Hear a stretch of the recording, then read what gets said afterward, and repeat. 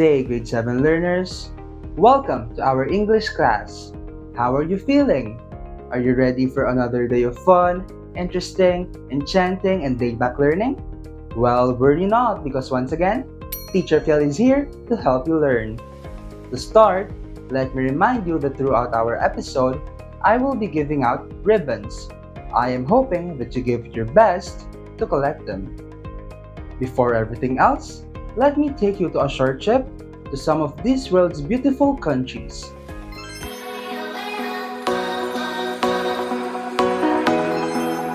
First stop, Japan.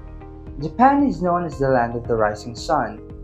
The country is famous for having unique traditional clothes, foods that incorporate raw ingredients, and architectures that involve towering temples and shrines. Second stop, South Korea. South Korea is recognized as one of the countries that are dominating the entertainment industry, both in music and television.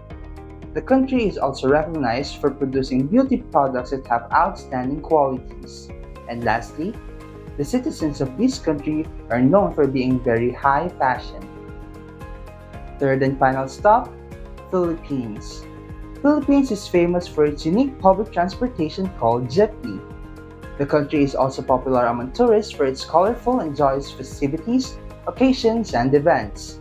Lastly, Philippines is also recognized as the country that have the longest Christmas season starting from September 1st to January 1st.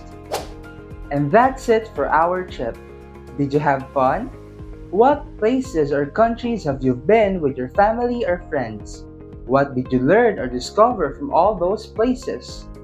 The reason for this activity is because today we'll be talking about how literature reflects our culture and how our culture reflects our identity and how we can use all this to better understand other people.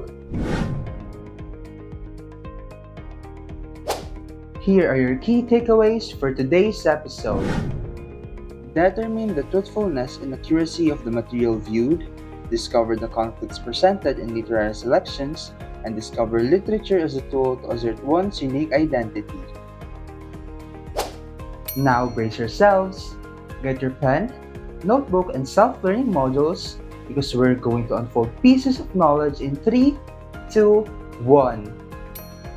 Literature is a term used to describe written and sometimes spoken material. It can also be lived through different varieties of media such as audio, audiovisual, oral, and so on. Culture is all the ways of life including arts, beliefs, and institutions of a population that are passed down from generation to generation. Culture includes foods, clothes, the arts, dances, and so on. Identity is a state of mind in which someone recognizes or identifies their character traits that leads to finding out who they are and what they do, and not that of someone else. Identity is basically who you are and what you define yourself as being. How are you holding up so far? Before we proceed, let's have some engagement activities. You have 10 seconds to carefully observe the pictures and figure out the answer from the jumbled up letters.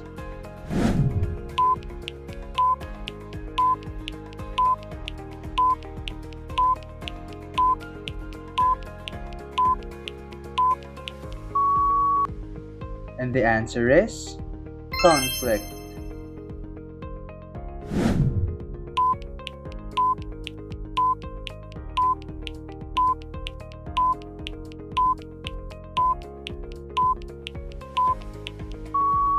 And the answer is culture.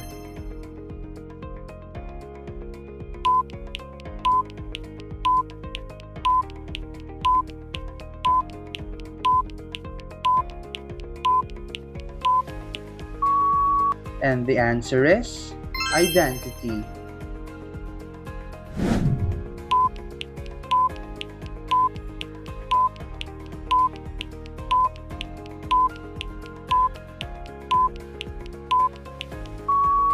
And the answer is literature. A job well done, dear learners, and for that, you earn a ribbon. Do you hear that? It sounds like more pieces of knowledge are waiting to be discovered, which means it's time for a story.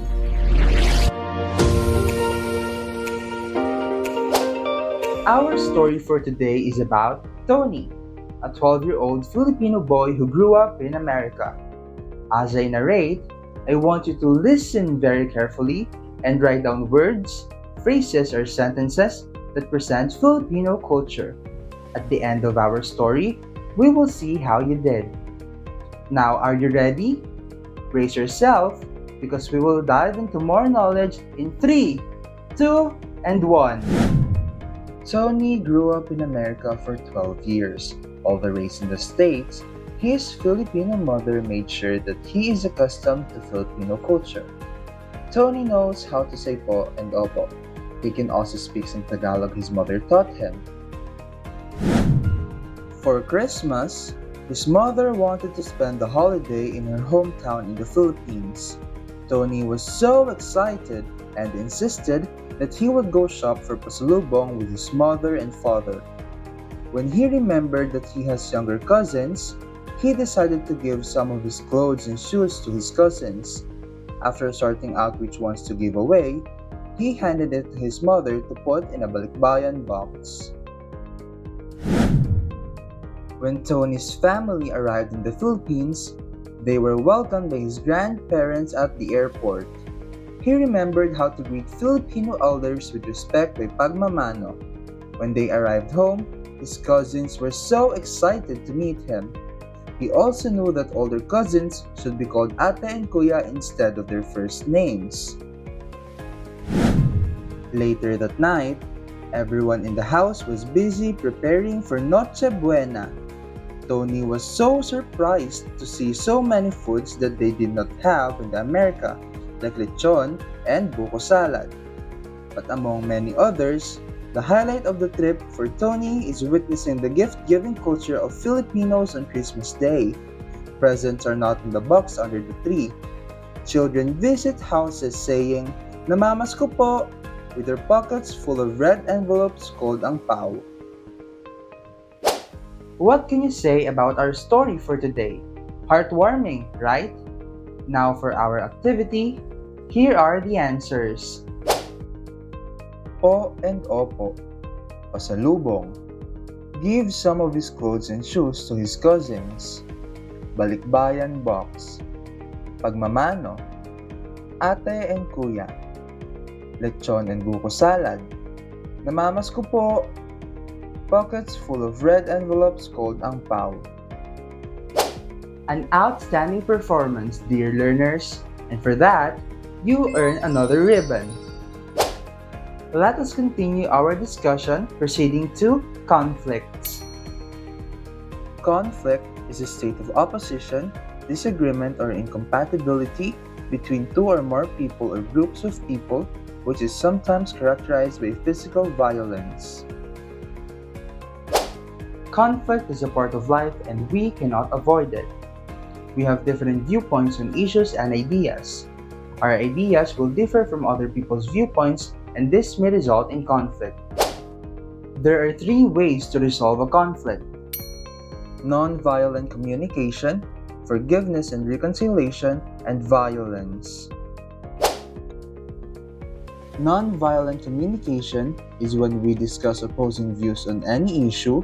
We communicate in a peaceful manner, focus on the issue, and avoid any personal attack.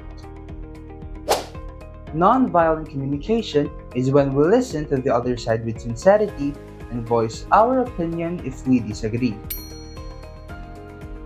Forgiveness and reconciliation is the mental, emotional, or spiritual process of not feeling any resentment or anger toward another person for a perceived offense, difference, or mistake. After a proper agreement has been reached, it is important to forgive one another. Violence happens when people disregard all rational means and physically hurt other people in trying to solve a conflict. Violence is an ill wind that bodes nobody any good. Violence should not be used as a way to resolve conflict. It is a known fact that using violence will not yield a good result. Dear learners, are you up for the challenges that I have for you? Oh, I'm sure you are. Well, brace yourselves because they're coming in 3, 2, 1. You have 10 seconds to identify if the statements are violent resolution or non-violent resolution. Number 1. Take a deep breath and relax when feeling a rise in emotions.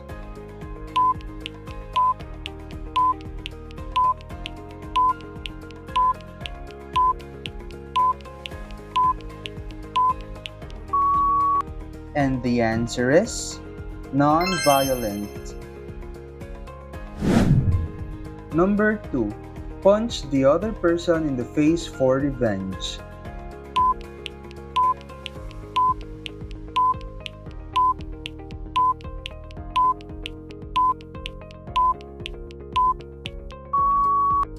And the answer is violent. Number 3. Apologize sincerely to encourage peace.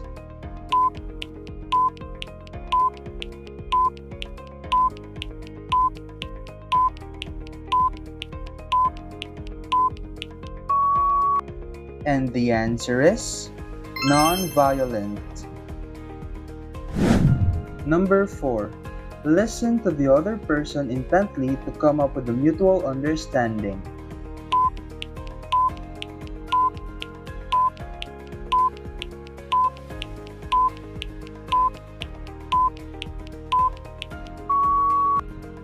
And the answer is non-violent. Number 5. Point out the physical flaws of the other person.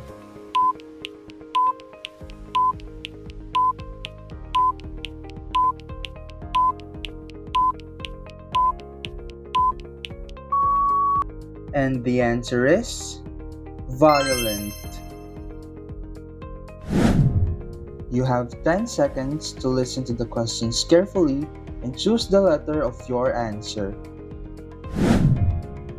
Number 1. What is the term used to refer to the works of the creative imagination?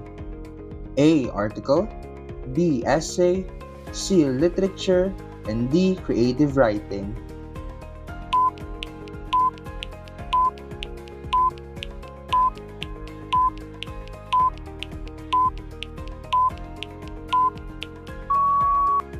And the answer is letter C.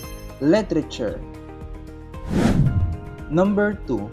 According to the story of Tony, how do you show respect to Filipino welders? A. By pagmamano, B. By kissing their forehead, C. By giving them a hug, or letter D. By bowing.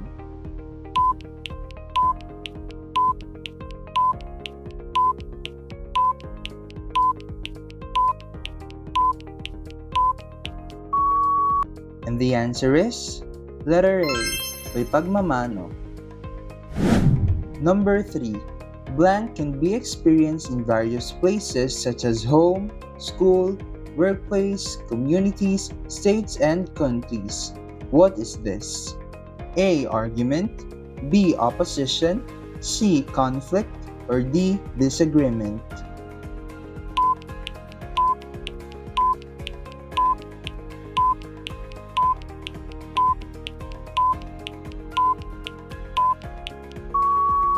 And the answer is letter C. Conflict. Number 4. Because of this, literature depicts and inspires social changes and is often treated as a credible source of cultural representation. A. Reality in literature, B. Identity in literature, C. Elements of literature, or D. Style used in literature.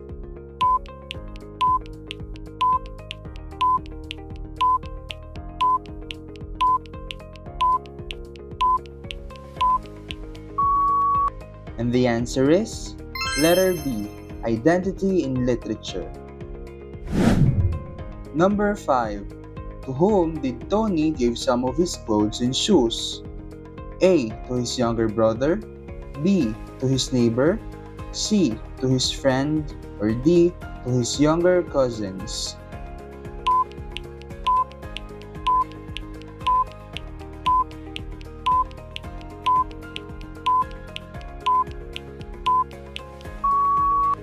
And the answer is letter D. To his younger cousins. Number 6. What is this word used to pertain to a group of people's way of life? A. Culture, B. Lifestyle, C. Life plan, or D. Daily routine.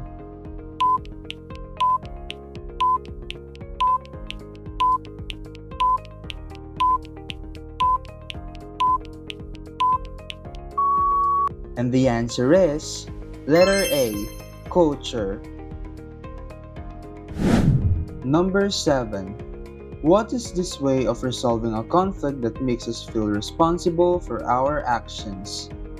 A. Peaceful method, B. Communicative approach, C. Nonviolent communication, or letter D. Talking technique.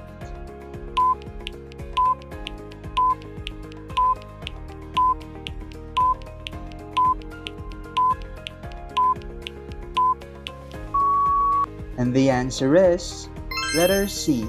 Nonviolent communication. Number 8.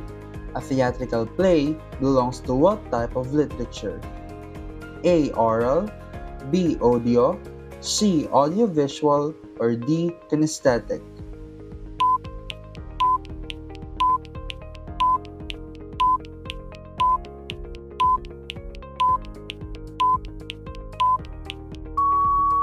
And the answer is letter C.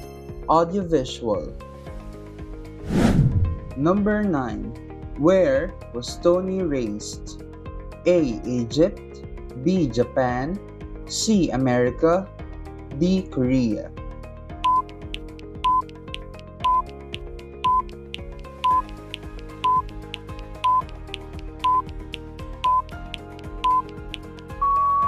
And the answer is letter C.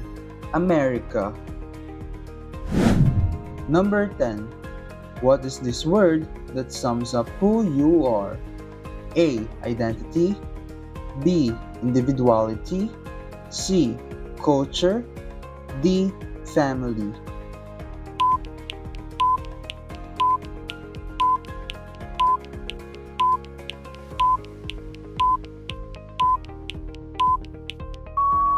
And the answer is letter A. Identity. I am giving you 10 seconds for each item. If the passage portrays a realistic scenario, write reality. If otherwise, write fantasy. Number 1. Every time I'm on my way home from school, I can see flocks of flying horses on their way to hunt. Their coats are so shiny and have various colors too.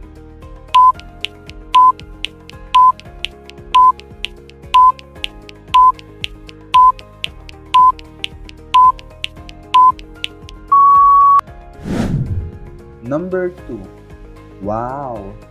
Anna said as the school's dance club do their performance for the school's foundation day.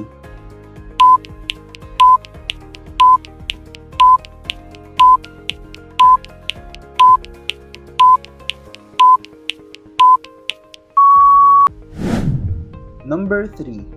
Zelda and Finis are best friends. They go to the same high school and major in the same course. Their moms are besties as well.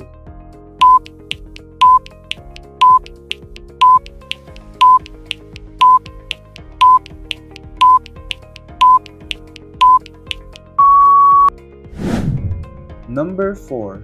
As usual, I went to my favorite cafe at exactly 5:30 p.m. just before the night witch summoned the moon. I ordered my usual coffee, crystal cappuccino topped with shining berries.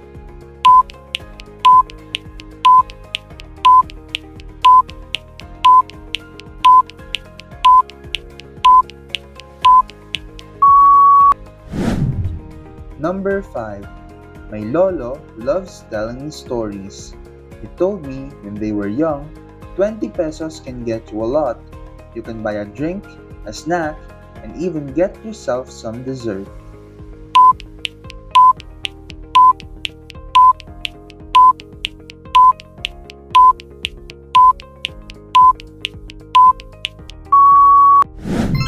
And here are the answers for this enrichment activity. Number 1, fantasy. Number 2, reality. Number 3, reality. Number 4, fantasy. And number 5, reality.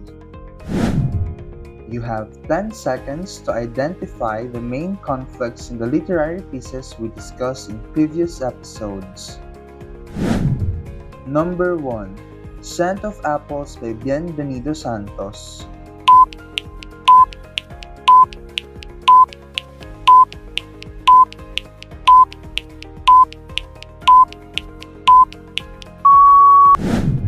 Number 2, Dead Stars by Paz Marquez Benitez.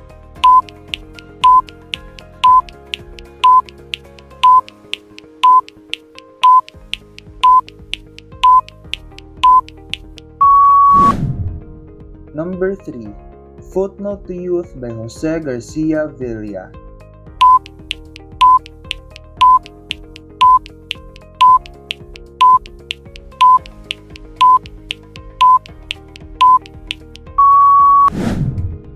Number 4, The Last Leaf by O. Henry.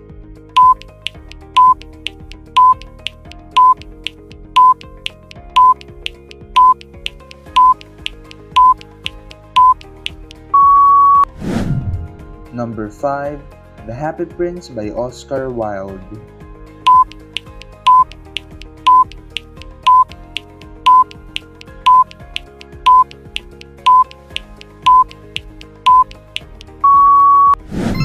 Here are the answers for this activity.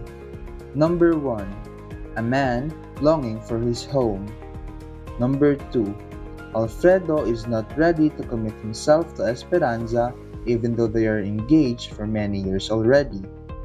Number 3, Dodong and Thea decided to marry despite being very young and unprepared.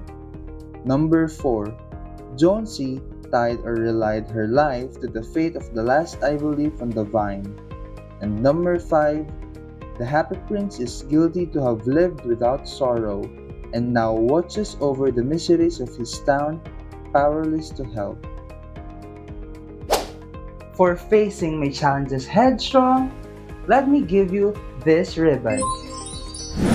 In the next episode, we will be talking more about concepts of culture, identity, conflicts inside a piece of literature. So stay tuned. That will be all for this episode. Once again, this is Sir Fiel, and in terms of learning, I am always behind you.